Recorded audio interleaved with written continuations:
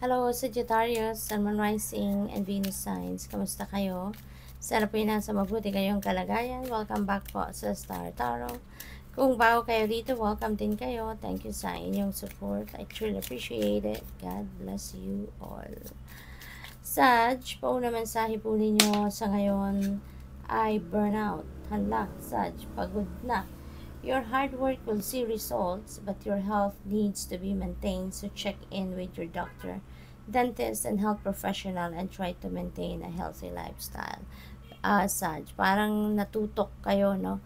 Siguro ng bonggang-bongga doon sa kung anong pinagkakaabalahan ninyo, anong pinagtrabahuan ninyo, and na-compromise siguro yung inyong kalusugan, na-compromise yung inyong health, no? Yung inyong well-being.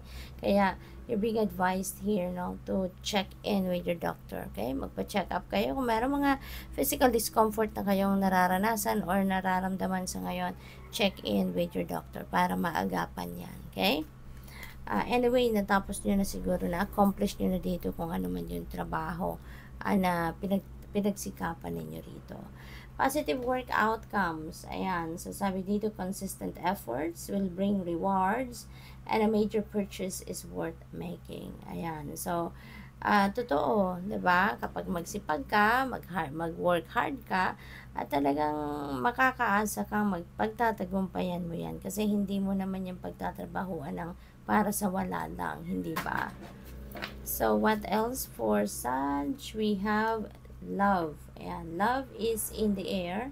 A great time for commitment and taking relationships to the next level. Ayan. So, may opportunity kayo ngayon, Sagittarius, kung single pa kayo, may opportunity kayo to build the love and romantic relationship sa ngayon, or kung nasa commitment naman ng dati kayo, nasa relationship na kayo, baka paangat ngayon, no? Magle-level up ngayon ang inyong relasyon with your person. So, what else for Sag?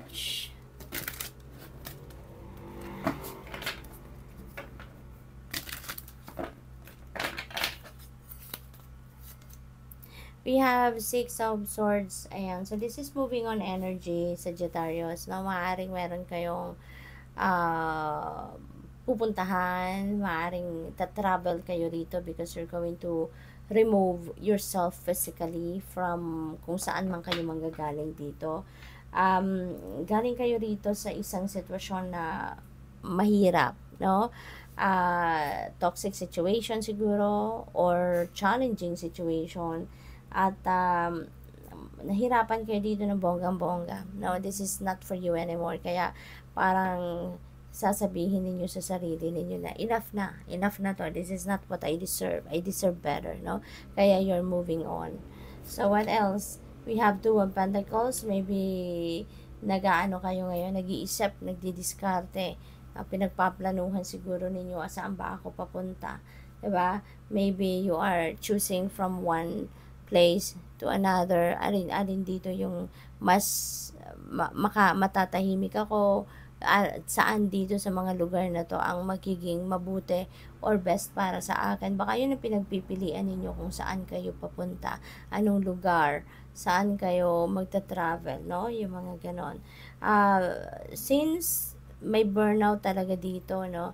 Siguro ano na kayo ngayon, may maraming imbalances na ang nagmamanifest sa buhay ninyo sa ngayon, kaya parang you are trying to find the balance dito, or you need to find the balance sa ngayon, no, Sagittarius. Kaya yun ang advice sa inyo rito ng Two of Pentacles. So you may need to manage your time as well. Tignan ninyo what are your priorities, what are the things that needs to be at the back muna, no? At the back burner muna, yung ganon. So, pag-isipan ninyo mabuti, okay? Even if magaling kayo mag-multitask, but still, you know, at the end of the day, it may still compromise yung well-being ninyo. Kasi, syempre, mapapagod kayo. Tulad dito, 'di ba? Burnout, may burnout na nararanasan kayo. And maybe because of you have too much on your plate, okay? So, i-manage ninyo ng maigi yung oras ninyo. Page of Wands, good news coming in, na link ito sa inyong talents, inyong gifts, no, sa inyong creativity, yung ganon. So, this is good kasi maaring sa pag-move on ninyo, pagpupunta ninyo sa kung saan man lugar, you'd be able to, already, no, to start a new job or new career, di ba? Yung ganon, or business venture. So, what else? We have 8 of Pentacles. Ayan. So, mag-aaral siguro ang iba sa inyo. No? Maybe you're really going to prepare for a new job or for a new career dito since mag-move on kayo, no? You're going to move physically from one place to another. So, siguro talaga magbabago din, kailangan talaga na magbago rin ng trabaho kasi, di ba, aalis kayo sa lugar na yan. At so maybe you're preparing for that, no? Baka nag-aaral kayo ngayon, baka nag-enroll na kayo sa crash courses, nag-enroll kayo online, yung ganon. So you are preparing for that move, no? So which is good kasi para pagdating ninyo doon sa pupuntahan ninyo ay handa kayong magsimula talaga, 'di ba? We have 5 of Wands. Ayan. So may conflict, no? May conflict dito with another person. Ayan. So, maybe related pa rin ang conflict na to dito. Kasi, baka hindi kayo, makaalis-alis ng basta-basta, diba?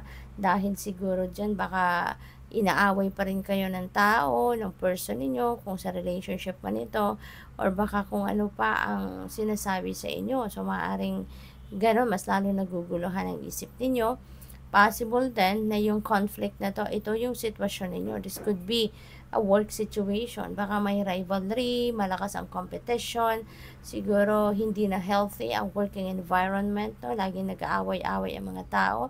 So, maaaring ito ang dahilan ng pag-move on ninyo. Kasi baka yung aalisan ninyong sitwasyon is work situation. So, possible na gano'n ang ganap dito. So, good luck. Thank you for watching. Love and light. Namaste.